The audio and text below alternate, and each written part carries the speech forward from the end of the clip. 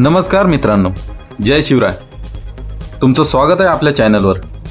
आज आपण ऐतिहासिक किल्ले विशाळगड उर्फ किल्ले खेळणा या किल्ल्याला भेट देण्यासाठी जाणार आहोत. मित्रांनो, विशाळगड जाण्यासाठी शाहूवाडी तालुक्यातील मलकापूर या गावी जावे लागते. इथून 2 मार्गांनी आपणाला किल्ल्याकडे जाता येते.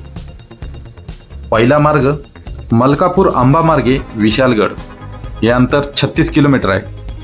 आणि दुसरा मार्ग मलकापूर पावनखिंड मार्ग विशाळगड, हे अंतर 33 किलोमीटर आहे. पहिल्यांदा पावनखिंड पाहायची आहे, त्यासाठी आपण पावनखिंड मार्गे जात आहोत. पावनखिंड पाहून झाल्यावर आपण विशाळगडकडे जाणार आहोत. किल्ले विशाळगड व किल्ले पन्हाळगड हिंदवी स्वराज्याचे 2 खांदे शिलेदार, खुद्द छत्रपती शिवरायांचे वास्तव्य लाभलेले असे हे 2 किल्ले, इतिहासावर छाप सोडणारे हे 2 बुलंद गडकोट.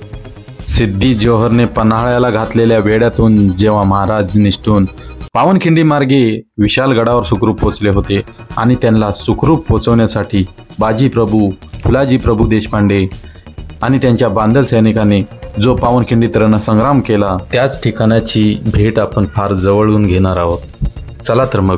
तर पावनखिंड इथे पोहोचल्यानंतर ना आपल्याला एक रस्त्याच्या एका बाजूला जो भला मोठा बोर्ड दिसतो, ज्यावर बाजीप्रभू देशपांडे यांचं चित्रीकरण आहे आणि त्यावर त्यांनी केलेली शौर्यगाथा लिहिली गेलेली आहे. आणि त्याच्याच बाजूला महाराष्ट्र BN NCC सातारा पावनखिंड असा एक बोर्ड दर्शवलेला आहे.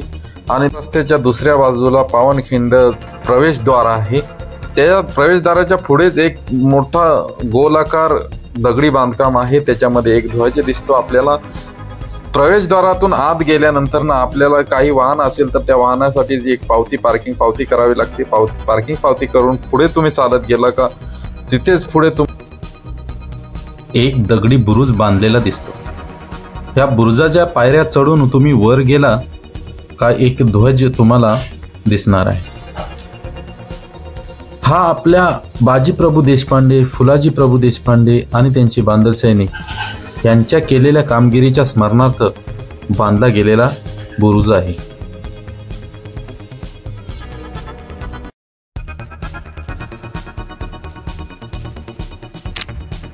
बुरुजालाच लागून खालच्या दिशेने काही दगडी पायऱ्या जाताना दिसतात. ह्या दगडी पायऱ्या सरळ पावनखिंडीकडे तुम्हाला नेऊन सोडतात. ह्या दगडी पायऱ्यावरनं जाताना तुम्हाला माहितीचे लिहिलेले काही बोर्ड दिसतील. छोट्या छोट्या बोर्डांच्या रूपात माहिती लिहिलेली आहे. आणि जवळच एका नदीचे उगमस्थान आहे. कासारी नावाची ही नदी ओढ्याच्या रूपाने वाहत वाहत जाऊन पुढे तिचे नदीत रूपांतर होते. पावनखिंडीच्या मार्गेने गेलेल्या ह्या पायऱ्या एक एक करून आम्ही उतरून जेव्हा पावनखिंडीच्या पर्यंत पोचलो, तेव्हा आम्हाला तिथे काही शिवभक्त मंडळी येऊन जमलेली दिसली.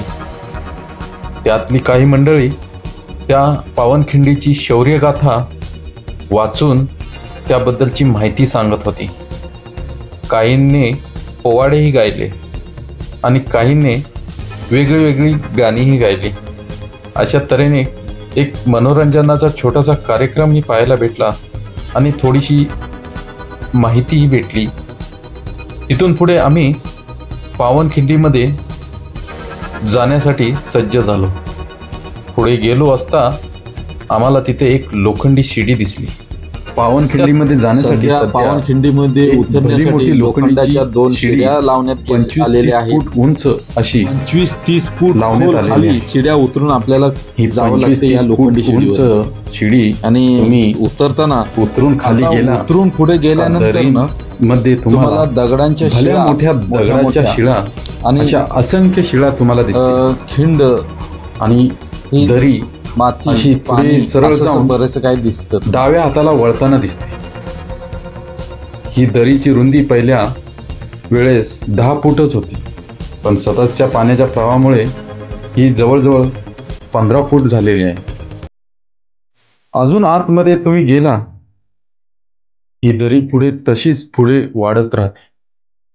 दरी इतकी लांब आहे की आपण इतिहासात ऐकल्याप्रमाणे ह्या पन्हाळ्याच्या वेढ्यातून सुटून ह्याच पावनखिंडी मार्गे म्हणजे पहिली घोडखिंड आणि रणसंग्रामानंतर हिला नाव देण्यात आले की पावनखिंड, आपल्या मावळ्यांच्या रक्ताने पावन झालेली ही पावनखिंड.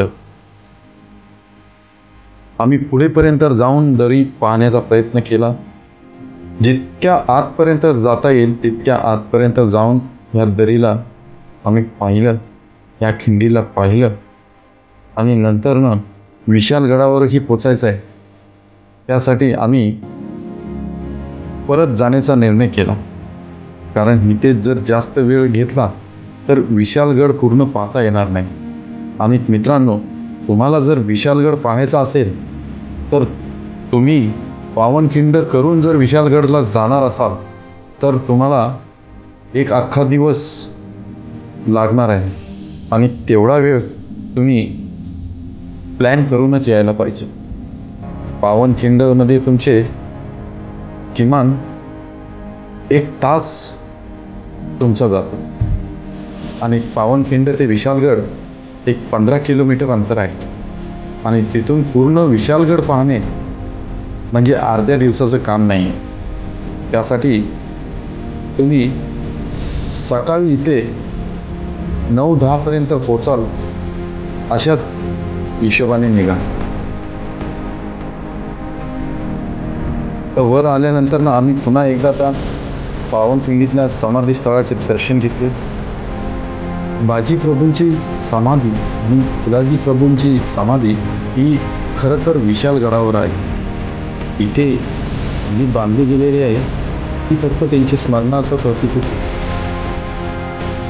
पुन्हा आम्ही विशालगडाच्या मार्गे निघालो, पण या पावनखिंडीला भेट देताना आम्हाला खूपच शौर्य फील वाटत होतं.